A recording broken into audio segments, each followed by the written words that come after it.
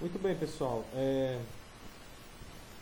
A vocês um bom dia, uma boa tarde, uma boa noite para quem está assistindo essa aula. Eu sou o professor Clécio e nós vamos estudar aqui as funções inorgânicas, né? Vamos ver aqui um pouco sobre a introdução dessas funções inorgânicas, que é um assunto de primeiro ano, mas que acaba se estendendo para segundo ano, isso sem nenhum problema, tá? Bom, primeiro o que a gente deve saber é que a química está dividida aqui entre funções inorgânicas e funções orgânicas. Então a gente vai saber aqui qual é a diferença entre elas duas, tá? Então vamos lá. Vamos ver aqui a introdução, né? Nessa introdução a gente vai ver o que é um sistema inorgânico, né? Esse sistema inorgânico ou mineral é que se origina dos minerais, isso inorgânico. Já o sistema orgânico, né, é o que se origina dos organismos vivos, né, que no caso são os vegetais e animais. Então, que são matérias orgânicas. Então, eu posso muito bem dizer que o lixo da minha casa, o lixo da cozinha lá, o resto de comida, ele é uma substância orgânica, porque ele ali está proveniente de vegetais ou animais, né? Então, se eu coloco ali o resto de uma carne que eu não comi toda, um osso, né, de um frango, enfim, que eu coloque no lixo, ali ele vai ser uma substância orgânica, porque é proveniente de origem animal. Tá? Os vegetais aí vai variar, né? Eu posso ter a parte de grãos, o arroz, o feijão, eu posso ter as massas, o macarrão, enfim, e eu posso ter as hortaliças, né? O alface, o tomate, o pimentão, a cebola, enfim, então isso são substâncias orgânicas, tá certo? É proveniente de matéria viva, de organismos vivos, tá bom? Então essa é a diferença das funções inorgânicas, que é proveniente dos minerais, e das funções orgânicas, que vocês vão ver isso lá no terceiro ano do ensino médio, que é as funções orgânicas provenientes dos seres vivos, né, originados aí dos organismos vivos, né, dividido em vegetais e animais, tá? Dentro dele nós temos a função química, que essa função química, o que compõe ali essa função inorgânica, né? Que é um conjunto de substâncias com propriedades químicas semelhantes, né? Denominadas de propriedades funcionais. Isso é uma função química, tá? As principais funções químicas inorgânicas que a gente vai estudar aqui são os ácidos, as bases, os sais e os óxidos, né? Os ácidos são aqueles ácidos comumente no nosso dia a dia. As bases, que muita gente procura saber o que é uma base, mas você tem isso em casa e eu vou dizer o que é quando a gente chegar lá. Os sais, o nosso sal de cozinha é um sal, e os óxidos, né? Aquilo que vai oxidar na presença de oxigênio, tá? Então isso é um óxido, tá bom? Então, o que a gente precisa ver ainda dentro dessas funções? Nós temos um processo chamado de dissociação e ionização. Então, a dissociação ela dá origem a uma função inorgânica, e a ionização dá origem a outra função inorgânica. Além dessas duas, a gente tem também a neutralização, né? As reações de neutralização, que vai dar origem a outra função inorgânica.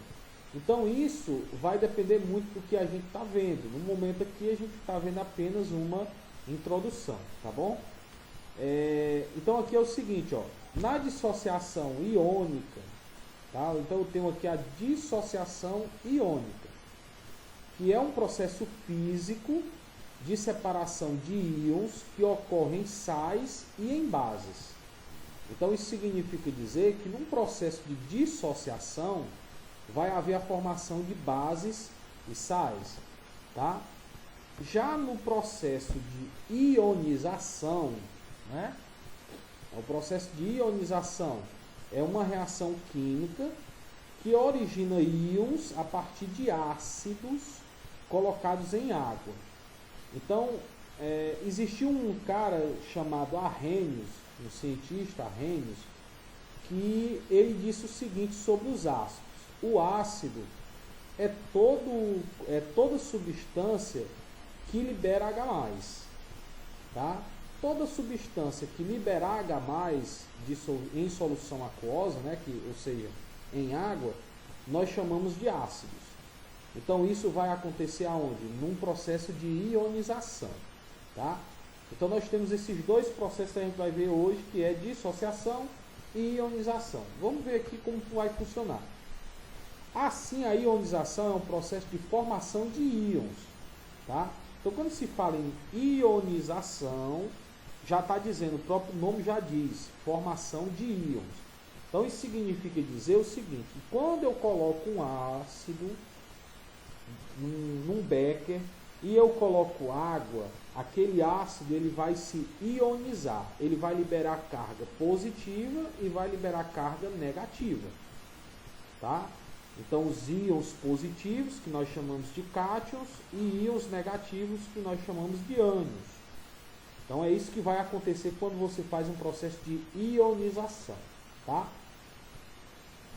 Vou dar aqui um exemplo. No caso do HCl, o HCl, que é o ácido clorídrico, um dos ácidos mais fortes que nós temos na química, né? A ligação química entre eles é o hidrogênio e o cloro. Então eu tenho uma ligação, um metal ligado a um ametal, então eu tenho aqui uma ligação iônica, tá? É quebrado e forma-se os íons H+, e Cl-.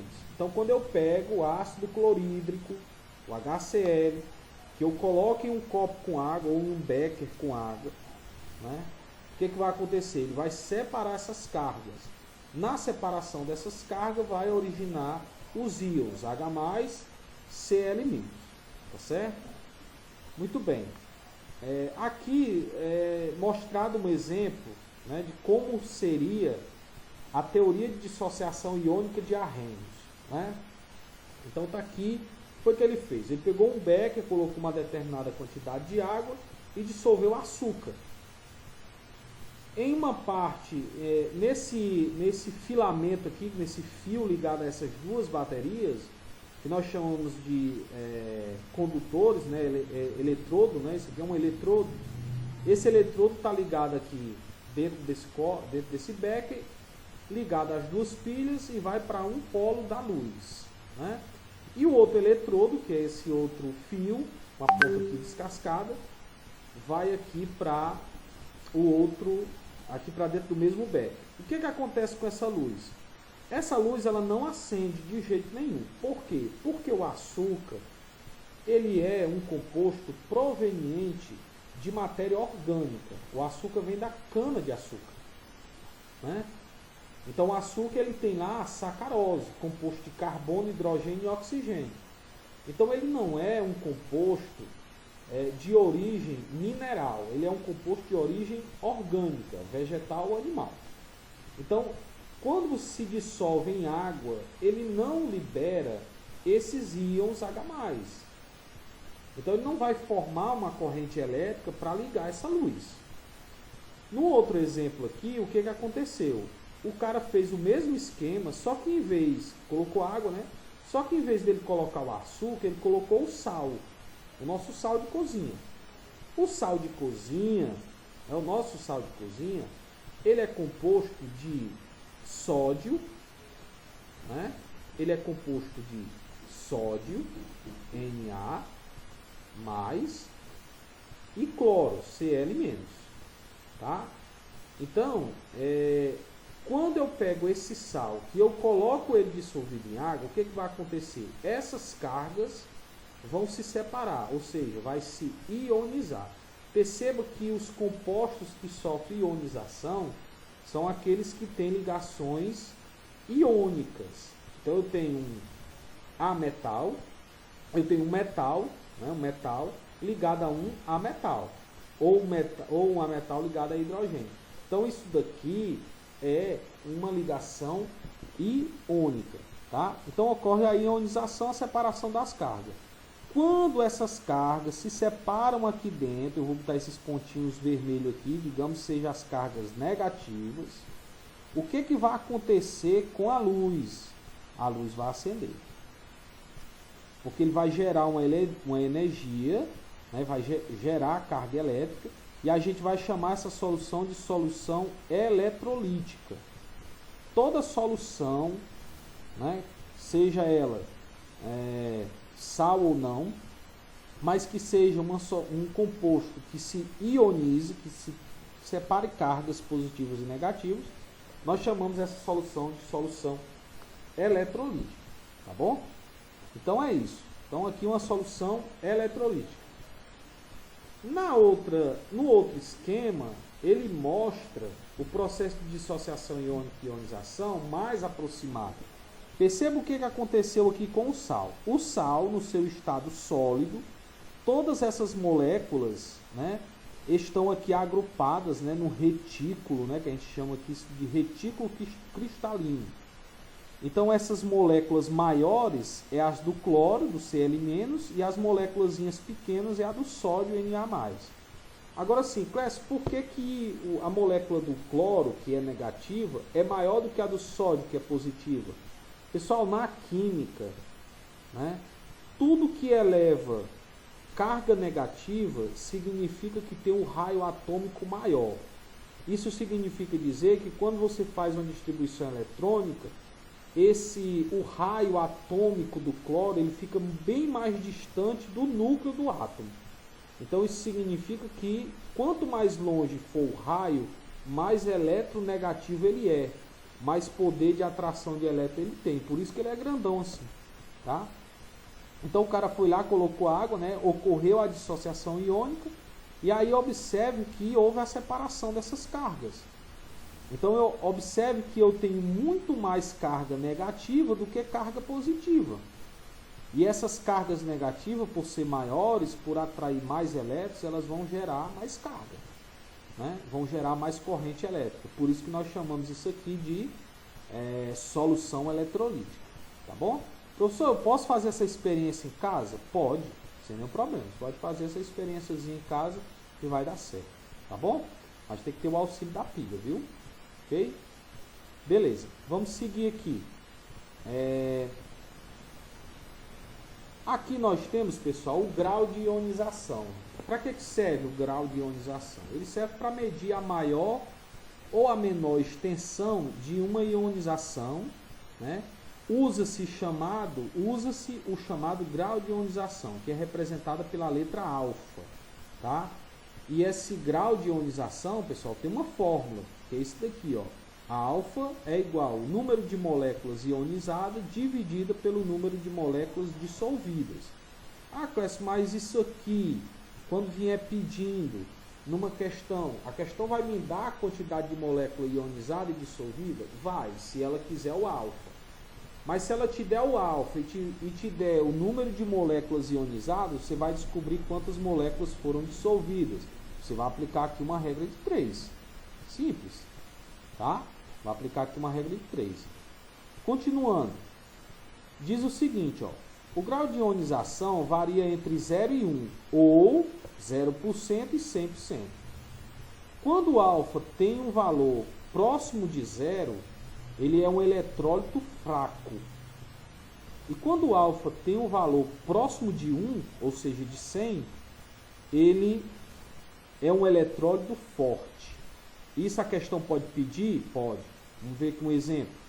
Aqui, ó. Dissolvendo-se 600 moléculas de uma substância em água, verificou-se que 15 moléculas sofreram dissociação. Qual é o grau de ionização da substância em questão? Né?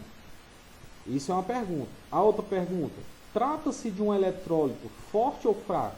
Clécio, tem como eu descobrir se ele é forte ou fraco sem fazer o cálculo? Não, senhor. Não tem como. Então, o que foi que ele me deu? Ele me deu a quantidade de molécula dissolvida, né, ó, dissolvendo-se 600 moléculas, e sofreram dissociação, né? No caso aqui seria ionização, né? Sofreram dissociação seria ionização. E aí como é que faz o cálculo? Assim, ó, bem simples, é só armar aqui dentro da fórmula. Então ficaria alfa, vocês não se invocam com a minha letra porque eu estou escrevendo com o mouse, tá? Igual, aí eu tenho o número de moléculas ionizadas foi 15, ele me disse aqui, 15, dividida pelo número de moléculas dissolvidas, ó, dissolvendo-se 600, então 600, tá? Quando você fizer essa divisão, 15 dividido por 600, você vai encontrar 0,025. Ah, Clécio, mas esse valor aqui não dá para me saber, né? Primeiro é o seguinte, ele é um valor próximo a zero, então eu já sei que esse camarada aqui é fraco, né? Eu já sei que ele é um eletrólito fraco, porque ele está próximo a zero, mas eu quero isso aqui em porcentagem, né? Eu quero isso aqui em porcentagem.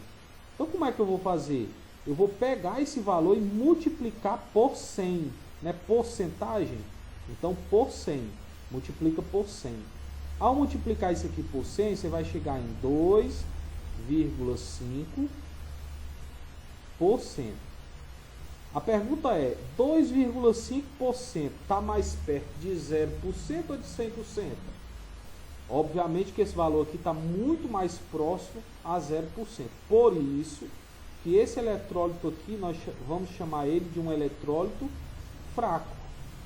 Ou seja, Clécio, o que é um eletrólito fraco? É aquele eletrólito que libera pouca quantidade de íons negativos. Quando é um eletrólito forte, a porcentagem dele acima de 30%, 40%, 50%, se aproximando de 100%, aí, meu amigo, aí é um eletrólito forte e que ele libera muitos íons, né, negativos, muita carga negativa. Então, mais fácil ainda vai ser dessa luz acender. Então, observe que aqui, pessoal, é um cálculo bem simples, não tem muito o que fazer, um cálculo muito simples, tá bom? Muito bem. Então é isso, gente. Eu mostrei para vocês aí essa introduçãozinha das funções inorgânicas, né? Vimos aí o grau de ionização, vimos o que é uma dissociação e uma ionização. Perceba que existe uma diferença. Quando se fala em dissociação, vai originar ou uma base ou um sal, e quando se fala em ionização, vai originar um ácido, né? Porque vai haver ionização entre eles. Mas lembre-se, a dissociação e a ionização só é possível se estiver em solução aquosa. Clécio, o que é uma solução aquosa? Uma solução dissolvida em água, tá bom? Em água. Por isso nós chamamos ela de solução aquosa, tá bom? Muito bem, pessoal. Então, obrigado aí pela atenção de vocês, tá? Espero que vocês gostem aí dessa explicação, gostem dessa aula, né? Aproveitem aí, se inscrevam aí no canal, né? E bons estudos para vocês, tenham um ótimo restante de dia, né? Fiquem com Deus e até a próxima, se Deus assim permitir. Forte abraço a todos.